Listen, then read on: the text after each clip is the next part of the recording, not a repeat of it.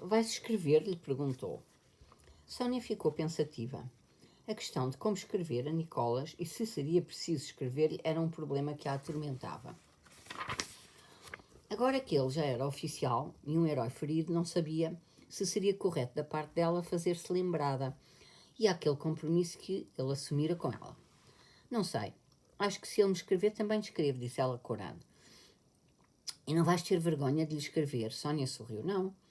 Olha, eu tenho vergonha de escrever a Boris e não lhe vou escrever. Vergonha porquê? Não sei, é assim, tenho vergonha. Eu sei por que motivo ela tem vergonha, disse o Pétia, ofendido com a anterior observação de Natasha.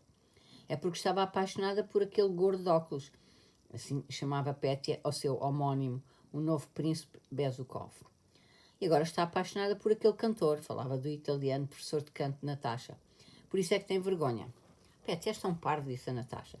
Não sou mais parvo do que tu, disse o Pétia de 9 anos, como se fosse um brigadeiro velho. Depois das insinuações de Anna Mikhailov no almoço, a condessa já estava preparada para tudo. Chegado ao seu quarto, sentou-se e não mais tirou os olhos do retrato em miniatura do filho, incrustado numa tabaqueira, com os olhos marejados de lágrimas. Anna Mikhailovna, com a carta, aproximou-se em bicos de pés do quarto da condessa e parou à entrada. Não entre, disse ao velho conde que a seguia. Depois, e fechou a porta atrás de si. O velho encostou o ouvido à fechadura e ficou à escuta.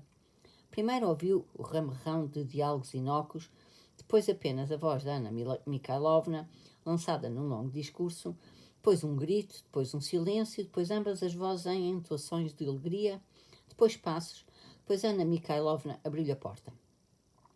No rosto de Anna Mikhailovna havia aquela expressão orgulhosa do cirurgião que deu por finda uma amputação difícil e deixa entrar o público para que este possa apreciar a sua arte.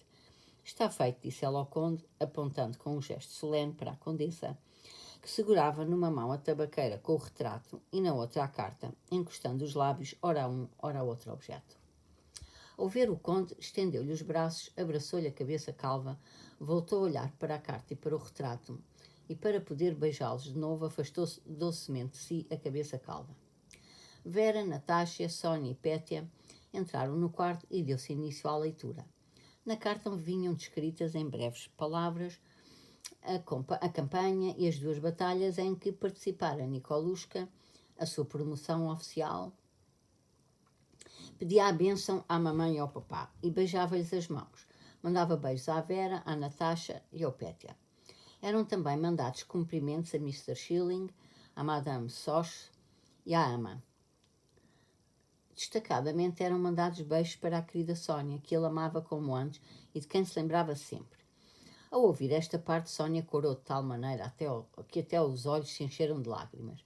E, incapaz de suportar os olhares que se cravavam nela, correu para a sala. Rodopiou, inflando o vestido como um balão, toda corada e sorridente, e sentou-se no chão. A condessa chorava. Mas por que choras, mamãe? Disse Vera. A carta que ele escreve é para a gente se alegrar, não é para chorar. Era absolutamente justo, mas o conde, a condessa e Natasha olharam todos para ela com ar de censura. A quem é que ela saiu assim? Pensou a condessa. A carta de Nikolushka foi lida centenas de vezes. Quem fosse considerado digno de a ouvir tinha de ir ao quarto da condessa, que não largava a missiva. Passaram então por aquele quarto os preceptores, as amas, Bitenka, alguns conhecidos. A cada qual a condessa relia a carta, com um prazer renovado a cada nova leitura, e de cada vez descobria nela novas virtudes do seu Nikolushka. Como era estranho e invulgar, e que alegria lhe dava que o seu filho, o filho que 20 anos atrás mexia imperceptivelmente dentro dela os membros pequeninos, o filho por causa de quem se zangava com o conde porque ele o mimava demais, o filho que, antes de aprender a dizer vovó, aprendeu a dizer Pereira, que o seu filho estivesse agora lá, em terra alheia, num ambiente estranho, um guerreiro corajoso, sozinho, sem ajuda nem orientação, realizando o seu trabalho viril. Para ela, era como se não existisse toda a experiência universal e secular que diz que os filhos, numa transformação imperceptível, fazem o seu caminho desde o berço até à maturidade. O amadurecimento do seu filho em cada etapa era para a condessa tão insólito como se nunca tivessem existido milhões e milhões de homens que amadureceram da mesma maneira.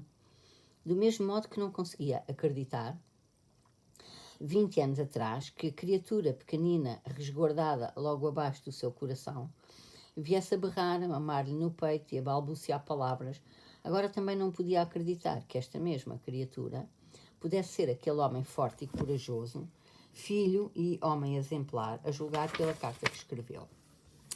Que estilo, que maneira tão querida de descrever as coisas, dizia ela, lendo a parte descritiva da carta.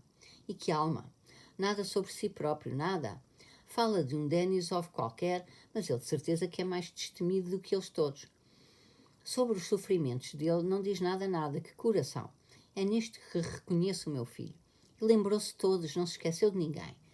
Eu sempre disse, ainda quando ele era assim pequenino, eu sempre disse. Passou mais de uma semana de preparativos. Em toda a casa se escreviam rascunhos de cartas e se passavam a limpo cartas para Nikolushka. Sob o comando da condessa e com o zelo do conde, juntavam-se as coisinhas necessárias e o dinheiro para o fardamento e o aprovisionamento do oficial recém-promovido. Ana Mikhailovna, mulher prática, conseguiu arranjar cunhas no exército tanto para si como para o filho, inclusive para a correspondência. Arranjar a maneira de poder enviar as cartas para o grão-príncipe Konstantin Pavlovich, que comandava a Guarda Imperial. Os Rostov partiam do princípio de que guarda russa no estrangeiro era um endereço perfeitamente definido e que se a carta chegasse às mãos do grão-príncipe que comandava a guarda, não havia razão para não chegar ao regimento de Pavlogrado, que devia estar lá por perto. Foi por isso decidido mandar as cartas e o dinheiro a Boris, que os faria chegar a Nikolushka pelo estafeta do grão-príncipe. Eram cartas do velho conde, da condessa, de Vera, de Natasha e de Sónia, mais 6.000 rublos para o equipamento e outras necessidades que o conde mandava para o filho. 7. A 12 de novembro, o exército de Kutuzov, acampado nas cercanias de Olmutz, preparava-se para mais um dia de revista feita por dois imperadores, o russo e o austríaco. A Guarda Imperial, acabada de chegar da Rússia, pernoitara a 15 verstais de Olmutz e no dia seguinte, cerca das 10 da manhã, entrava no acampamento de Olmutz para a revista. Nikolai Rostov, neste dia, recebera um bilhete de Boris que o avisava de que o regimento de Ismail estava acampado a 15 verstais de Olmutz e que Boris esperava por ele para lhe entregar uma carta e dinheiro. Rostov, regressado de campanha, agora que estacionara nas cercanias de Olmutz, onde os vivandeiros e os judeus austríacos estavam bem fornecidos de tudo, e invadindo o acampamento, oferecia mercadoria sedutora de todo o género. Precisava efetivamente de dinheiro. Os militares do regimento de Pavlogrado faziam banquetes uns atrás dos outros, festejando as condecorações recebidas em campanha, e não largavam a porta de Carolina, a húngara, que abrira um restaurante em Olmutz com criadagem feminina. Rostov festejara havia pouco a sua promoção a alferes, comprara o beduíno, o cavalo de Denisov, e estava cheio de dívidas aos camaradas e aos vivandeiros. Mal recebeu o bilhete de Boris, Rostov, juntamente com os companheiros, foi logo a Olmutz, almoçou lá, bebeu uma garrafa de vinho e foi sozinho ao acampamento da guarda à procura do seu amigo de infância. Ainda não tivera tempo de se equipar. Vestia o seu coçado casaco de Junker, com a cruz de soldado, umas calças de montar reforçadas com couro, também coçadas, levava um sabre de oficial com fiador. O cavalo que montava era do dono, comprado durante a marcha a um cossaco. Levava o barrete amarrotado de hussardo, posto galhardamente à banda e para a nuca.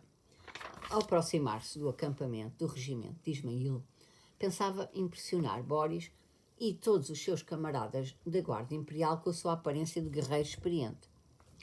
A Guarda Imperial passara toda a marcha como numa festa, alardeando asseio e disciplina. As etapas eram curtas, as mochilas eram transportadas nas carroças. As autoridades austríacas preparavam-se para os oficiais, em todas as paragens, excelentes almoços. Os regimentos entravam e saíam das cidades ao som da música e durante toda a marcha, uma das coisas de que se orgulhavam os militares da guarda, os soldados, por ordem do príncipe, marchavam a compasso e os oficiais iam a pé, nos seus respectivos lugares. Boris marchara sempre ao lado de Berg, que já era comandante de companhia. Berg, que tomara conta da companhia já durante a marcha, tivera tempo, com o seu zelo e pontualidade, de merecer a confiança dos chefes e organizou a sua situação económica de modo muito vantajoso. Quanto a Boris, arranjou conhecimentos durante a marcha que lhe poderiam vir a ser úteis e, por meio de uma carta de recomendação escrita por Pierre, apresentou-se ao príncipe Andrei Bolkonsky, com a ajuda do qual esperava obter um posto no quartel-general do comandante-em-chefe. Berg e Boris, vestidos com aprumo e asseio, depois de descansarem da última etapa diurna, estavam sentados a jogar xadrez a uma mesa redonda do apartamento, muito limpo, que lhes tinha sido destacado. Berg segurava entre os joelhos um cachimbo fumegante. Boris, enquanto esperava que Berg fizesse a sua jogada, ordenava as pedras com as suas mãos finas e brancas ao lado do tabuleiro. E cauteloso, como sempre, olhava com atenção para a cara do parceiro, pensando pelos vistos apenas no jogo, até porque ele pensava sempre tão só naquilo com que estava ocupado. Então, como é que vai desenvencilhar desta? Perguntou ele. Vamos tentar, respondeu Berg, aflorando um peão e retirando logo a mão. Nisto a porta abriu-se. Até que enfim, gritou Rostov. E o Berg também está cá. Ah, seu petit enfant. Allez coucher dormir. Gritou ele, repetindo as palavras da ama seca com que tanto se riam juntos. Meu Deus, como mudastes. Boris levantou-se e foi ao encontro de Rostov, mas ao levantar-se não deixou de segurar as pedras de xadrez que caíam e de as pôr no lugar. Queria abraçar o amigo, mas Nikolai afastou-se dele. Com aquele sentimento típico da juventude que repudia os caminhos batidos e deseja exprimir os sentimentos sem imitar os outros, de uma maneira nova, para não ser como os mais velhos, muitas vezes fingidos, Nikolai queria fazer qualquer coisa de especial neste momento com o amigo. Beliscá-lo, empurrá-lo, mas de modo nenhum beijá-lo como faz toda a gente.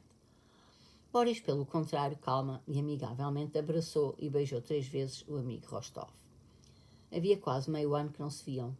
Naquela idade em que os jovens dão os primeiros passos na vida, descobriram um no outro repercussões das sociedades em que tais primeiros passos foram dados. Enfim, ambos tinham mudado muito desde o seu último encontro e ambos queriam mostrar o mais depressa possível as mudanças que neles tinham ocorrido. Ah, malditos enceradores de parquet, limpinhos, fresquinhos, parece que voltaram de uma festa. Nada que se compare a nós, uns pecadores, a soldadesca do exército, dizia Rostov, apontando para as suas calças salpicadas de lama, com umas entoações de barítono e umas maneiras de caserna novas para Boris. A dona de casa alemã assomou a cabeça pela porta ao ouvir a voz estentória de Rostov. Bonitinha, não? Disse ele, piscando o olho. Mas por que gritas tantos? Vais assustá-los, observou Boris. Não te esperava hoje, acrescentou. Só ontem é que te mandei o recado por um ajudante de Kutuzov, um conhecido meu, Bolkonsky. Não pensava que tu entregasses tão depressa. Então como vai isso? Já cheiraste a pólvora? Perguntou Boris. Rostov, sem responder, sacudiu diante dele a cruz de São Jorge, de soldado, pendurada nos cordões da farda, e apontando para o seu braço ao peito na ligadura e sorrindo olhou para Berg. Bem vês, disse ele. Pois, disse Boris sorrindo. Nós também fizemos uma bela marcha. Não sei se sabes, mas o príncipe herdeiro esteve sempre no nosso regimento. Por isso tínhamos todas as comodidades e vantagens. Na Polónia, que recepções, que banquetes, que bailes. É difícil contar, só visto. O príncipe herdeiro é muito benevolente com todos os nossos oficiais. E os 2 amigos puseram-se a contar as suas coisas. Um sobre as pândegas ussardas e a vida em combate, o outro sobre os prazeres e as vantagens do serviço militar sob o comando de pessoas altamente colocadas. Olha a guarda imperial, disse Rostov. Olha, manda buscar vinho. Boris franziu a cara. Só se tu quiseres, disse. E aproximando-se da cama, tirou debaixo das almofadas o porta-moedas e mandou que trouxessem vinho. Ah, sim, tenho de te entregar o dinheiro e a carta, acrescentou. Rostov pegou na carta, atirou o dinheiro para cima do divã, fincou os cotovelos na mesa e pôs-se a ler. Leu umas linhas e olhou raivosamente para Berg. Apanhando o olhar deste, Rostov tapou a cara com a carta. Ana, mandaram-lhe muito dinheiro, disse Berg, olhando para a bolsa pesada e que fazia moça no divã. Quanto a nós, desenvencilhamos com o vencimento. Só lhe digo que eu... Ouça, Berg, meu caro, disse Rostov. Se recebesse uma carta de casa e se encontrasse com um amigo com quem quisesse pôr a conversa em dia, e se eu estivesse presente, ir-me embora de imediato para não incomodar. Ou se vá-se embora daqui para qualquer lado, para o diabo, gritou ele, e logo a seguir, pondo-lhe a mão no ombro para atenuar a bruteza das suas palavras, acrescentou: Não se zangue, Alminha, fale do fundo do coração, meu caro. Como o velho amigo nosso que é. Por amor de Deus, Conde, compreendo perfeitamente, disse Berg em voz gutural, como se falasse para dentro, ao mesmo tempo que se levantara. Vá ver o nosso hospedeiro. Foi convidado, acrescentou Boris. Berg vestiu uma sobrecasaca limpíssima, sem uma única mancha, sem a mais pequena migalhinha diante do espelho, alteou e armou o cabelo das têmporas, como usava o imperador Alexander Pavlovich, e reparando pelo olhar de Rostov que este tinha reparado na sua sobrecasaca, saiu do quarto com um sorriso afável. E chega.